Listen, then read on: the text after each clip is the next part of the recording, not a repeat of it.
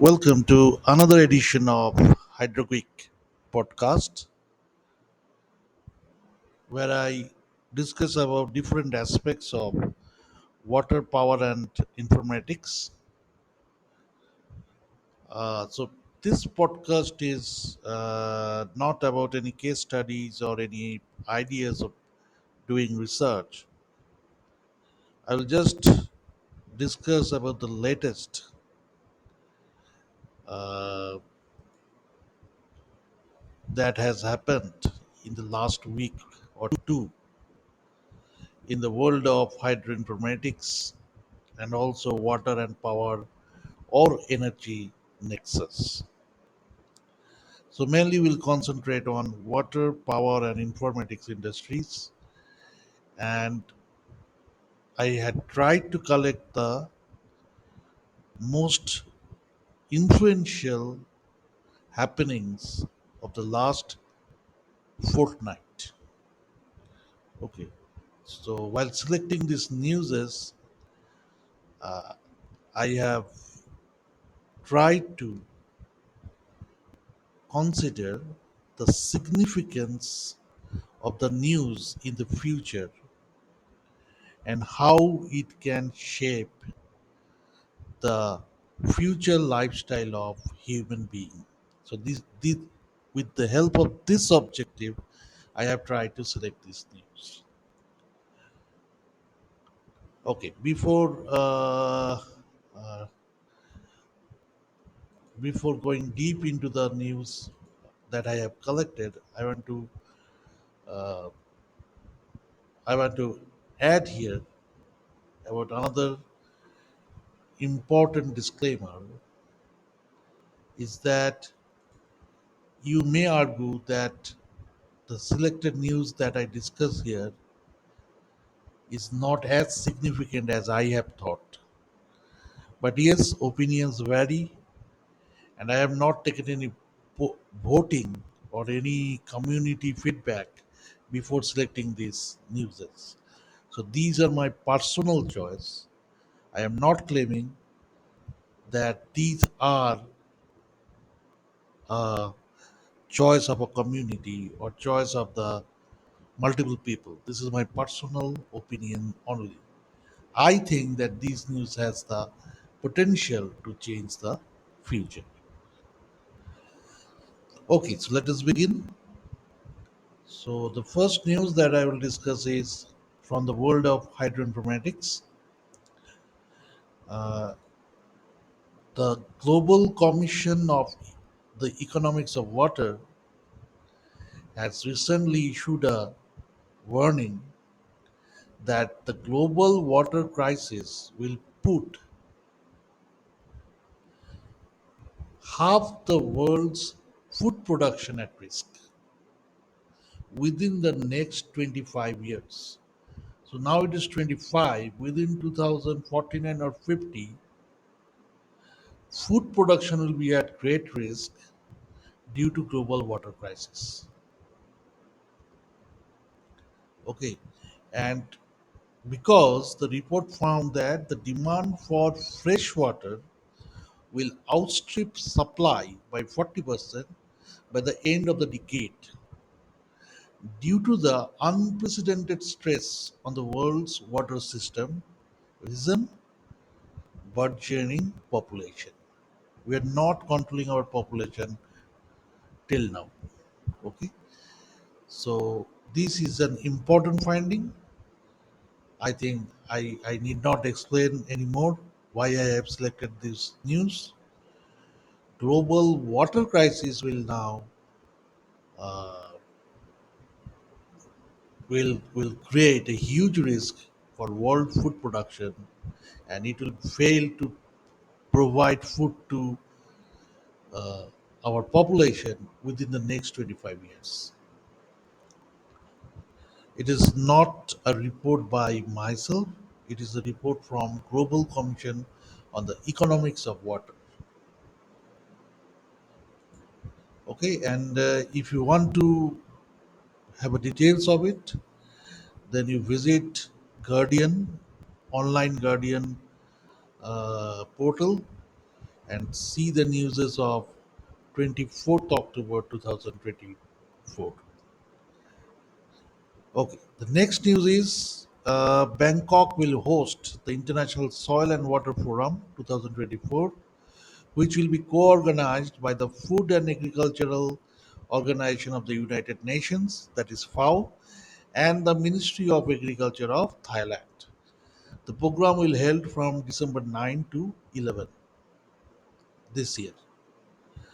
So why I have selected this news? Because the world's first action plan on halting soil degradation and water scarcity will be discussed at this event by not you and me, but by the heads of state, ministers, researchers, and experts. That means eminent people who are the decision makers of today. Will discuss about this, that how to halt soil degradation and water scarcity. The theme is that caring for soils, measure, monitor, manage. So now we are giving importance to soil, okay? Because soil is the main parameter or main influencer for maintaining or sustaining agricultural productivity and biodiversity of the world. So this is important, and this will be discussed first time. So that is why I have highlighted this news here. Next news is the next United Nations Water Conference will be held in 2026 in United Arab Emirates, and that will be co-hosted by Senegal and UAE, both countries. Okay, so water conference in United Arab Emirates and co-hosted by Senegal also. So both are under huge pressure of water scarcity. So that's why I have selected this. That will be this conference will be held in 2026. Okay, and they will mainly discuss about different procedural modification to accelerate the implementation of Sustainable Development Goal number 6, which ensures water availability and sustainable management for all. Okay, and this is the first conference since the launch of the UN system wide strategy for water and sanitation. That was in July 2024. Okay, so that is why I have selected this news also. And another important news in the last fortnight was the Global Ecosystem Atlas, the first open source atlas of the world's ecosystem, has been launched at the 2024 United Nations Biodiversity Conference. So, open source means everybody can access it. So, although this is not convincing, they are not able to make the atlas for all the ecosystems present in the world, but 50% of the ecosystem they have uh, they were able to convert in include in this atlas. Okay, so yes, that is a mane- it is one of the most significant work that has been done. So the main aim of the atlas is to provide a comprehensive and harmonized resource for mapping and monitoring all the world's ecosystem. It will help identify priority areas for conservation and restoration, making it an invaluable resource for policymakers, financial institutions, private companies, and local communities. This is what they have proposed or they have aimed at the time of preparing this global ecosystem atlas. Sorry. So they means you may say who are they? Correct? Yes. Who are they? Who have prepared this atlas? Uh, you know, this atlas was prepared by Group on Earth Observation or Geo Group on Earth Observations. Okay, so they have prepared it, and it was presented in the United Nations Biodiversity Conference in the year of 2024. Lastly, there is an interesting news. A new research, as reported by that Science Daily. Okay, new research suggests that the slowing of the Atlantic meridional overturning circulation could reduce projected Arctic warming by up to 2 degrees Celsius by the end of the century. So, why this is very important? Because we have a prediction that our Arctic region is warming day by day, year by year, say, decade by decade. So, if Arctic is warming, that means all the ice concentrated on Arctic will start to melt. And if those ice melts, then that extra amount of water will eventually come into the various continents like the American, Asian, even African. So all those continents will face sea level rise, which has the potential to submerge nearly all the coastal cities. Right? So that is why, if by any means we can prevent this Arctic warming, even by 2 degrees Celsius, then it's a great thing. So, as this research group, uh, the study was published in the Proceeding of the National Academy of Science. They actually examined the effect of slowing AMOC. AMOC means Atlantic Meridional Overturning Circulation. AMOC, AMOC, on the Arctic climate, and they have found that uh, if this AMOC can be slowed down, then it will reduce the projected Arctic warming by up to 2 degrees Celsius by the end of this century. Okay, so although temperatures in the Arctics are projected to rise by 10 degrees Celsius by the end of the century, when the slowing AMOC current is factored in, Arctic temperatures will only rise by 8 degrees Celsius. That is also a huge thing. Okay, and AMOC means Atlantic Meridional Overturning Circulation, is a type of circulation observed in the oceans.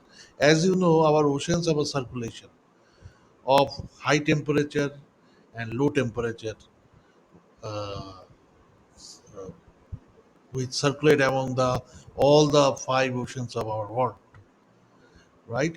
And one of that circulation, known as Atlantic Meridional Overturning Circulation, that means it is observed in the Atlantic Ocean, in the meridional region, and it has a direct impact on the Arctic region also.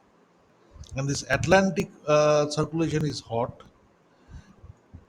Sorry, Atlantic circulation has the potential to restrict the warming of Arctic region by 2 degrees centigrade. Why? Because this circulation is cooler, and it has the potential, or it can reduce the continuous warming of this Arctic climate. Okay, so this is one of the very important news of the last fortnight in case of water. So now let me examine some of the news from the water and power industry, because as you know, water and power are interrelated. So anything happening in the water world can impact the power world also. Okay, by power means I energy, electricity. Okay, not I am not talking about the oil or all those aspects. I am talking about the electricity, energy generated from water-based power industries, correct? Or something done in the water sector such that the power used in the water sector can be reduced, or something done in the power sector such that water used in the power sector can be reduced.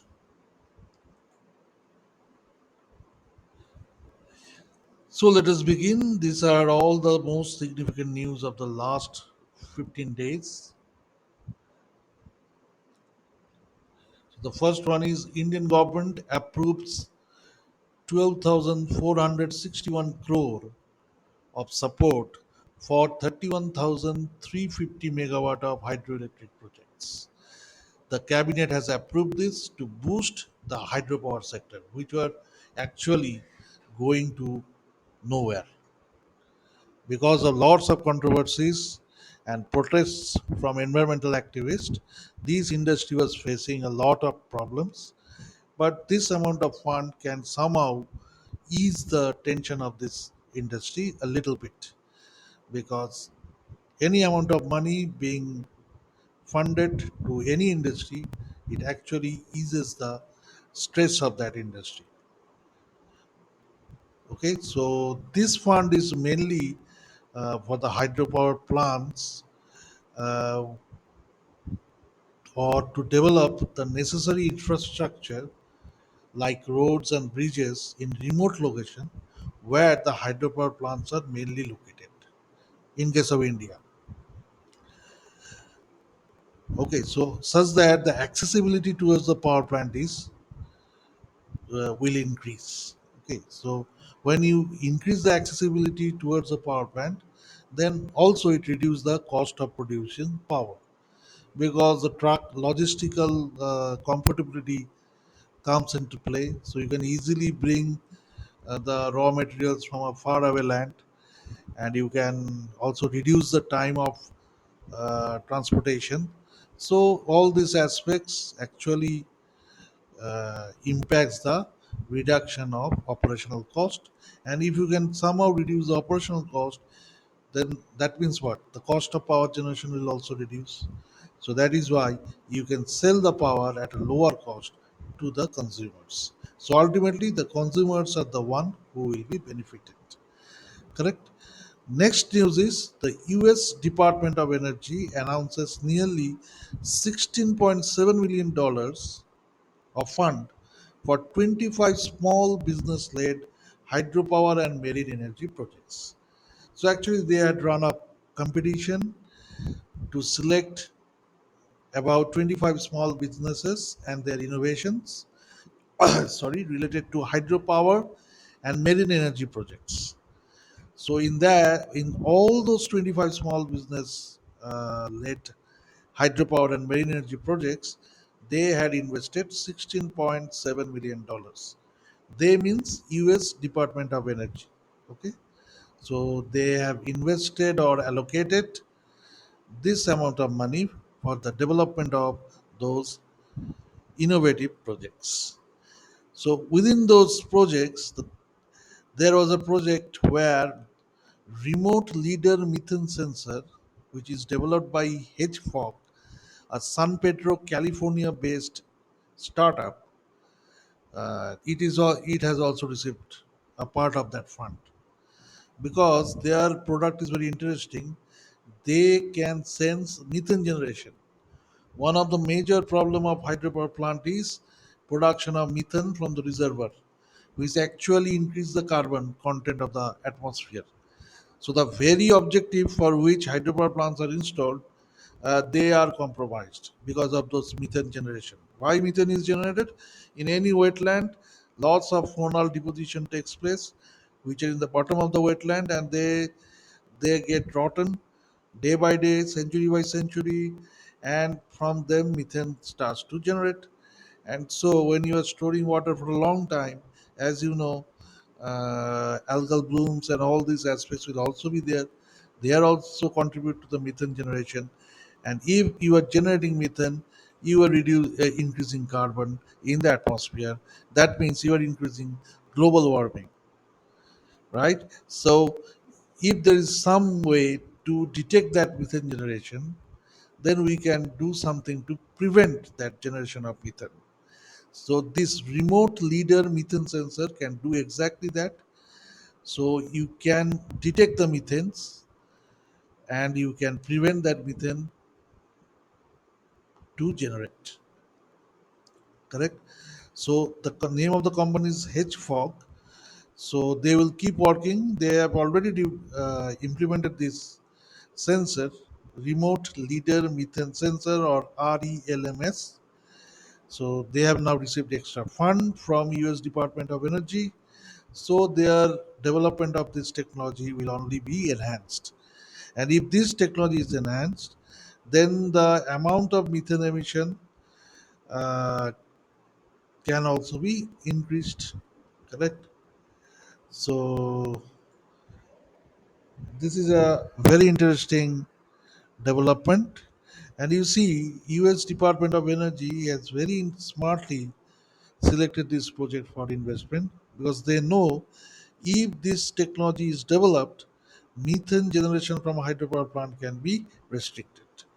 So, one of the very major and one of the most significant reason against uh, the installation of hydropower plant as raised by the people who are against hydropower plants is this methane generation. They argue that if methane is generated, then what is the use of this hydropower plant and why you are classifying this plant as renewable energy power plants? They are not saving carbon, they are increasing carbon. So, so for a long time, scientists and engineers have tried to do something to reduce or to restrict methane generation from hydropower plant. So this is one of the example of that those research works, and now they have received funding. That means these only will help H4 to increase their innovation, and maybe they can detect the entire amount of methane that is being emission from hydropower plants and some technology to mitigate them. Okay. Next news, extreme weather events such as intense storms, heavy rainfall, prolonged droughts, heat waves, and cold snaps can significantly impact hydropower operation. Okay, so in a study, this observation was validated. You know, this observation was validated in a study and recognized by International Water Power Association. Okay, so they have actually uh, agreed to this argument by various scientists all over the world that there is an impact of extreme weather events on the hydropower industry. And an article written by Aninda Chakrabarti has finally explained this concept of how the extreme weather events impacts the hydropower industry. So, so this is one of the major facts that you must know. That is why I have selected this news also. And in International Energy Agency, in its 50th year celebration, they have published an article that is already known to us. That the article states energy and water are deeply, and this is the main point, fundamentally connected. Energy and water are fundamentally interconnected, with water essential for energy production, extraction, and biofuel cultivation. Okay, and energy accounts for 10% of global freshwater withdrawals. Right, so both way they are essential. Water is essential for extraction, treatment, and delivery, and rising demand and constraints due to economic growth and climate change threaten both energy and water security. That means when you are extracting oil, or you are cultivating biofuels, you need water. Or when you are generating power from thermal power industry, you need water because water is boiled in the boiler and then the steam is used to rotate the turbines. So without water you cannot run a power plant. Okay, and without power you cannot sorry, without water you cannot extract the fuels from underground. You cannot extract natural gas. Okay, you cannot cultivate biofuel.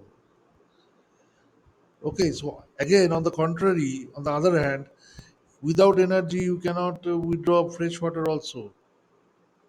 Okay, so both way they are very much interrelated, fundamentally connected. That is what the IEA stressed. Okay, and so when there is rising demand and climate change impact, which has created water scarcity, so this nexus of water and energy has become extremely important to deal with. And I will encourage the budding researchers, the young researchers, to take up these subjects as their thesis and try to innovate how best we can sustain the security of both water and power. Okay, so these are the 5 and 5 10 very important news that I have found, which had been published in the last 15 days. And before closing this podcast, I want to discuss another thing. Not discuss. I want to uh, I want to aware you people that if you go to the website energyinstyle.website, then you can find some very interesting startup ideas where you can invest. Okay, so let us give you an example. Balloon based weed monitoring. We have seen about drone. Okay, drone needs electricity, so they are energy intensive. But balloons are not energy intensive. They can operate without energy and in any place where energy is absent. You do not need to carry any batteries or anything. And also, carrying balloon is very easy.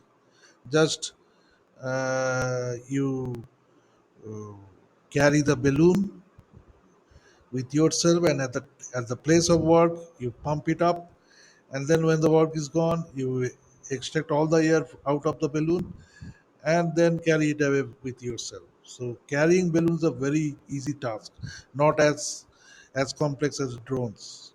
Okay, because drones uh, cannot be reduced. Its size cannot be reduced. Correct. So and it needs battery. It needs electricity.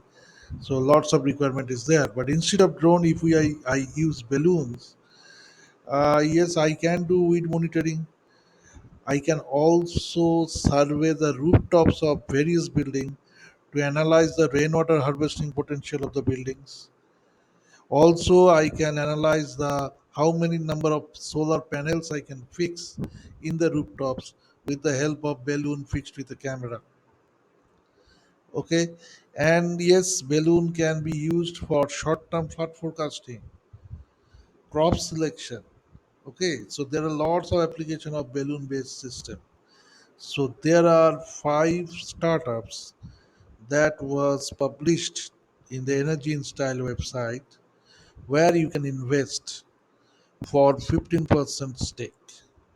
So if you can visit in that website energyinstyle.website, then you can have a opportunity to invest in this highly potential startup programs and maybe earn lot of money from these startups when they finally see the light of reality.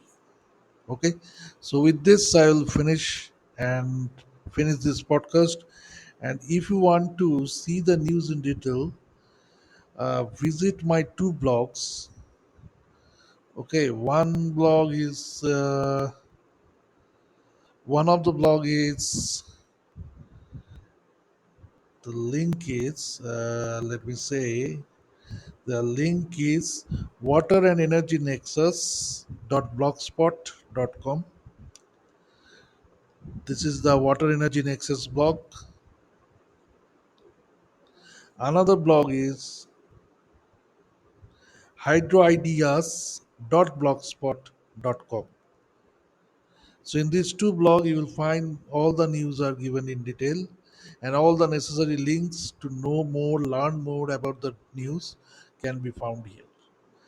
Okay. And for the startup opportunities, you visit energyinstyle.website. Okay. With this, I finish today's podcast also. If you like it, kindly give a like. If you like it, kindly share and subscribe. Okay.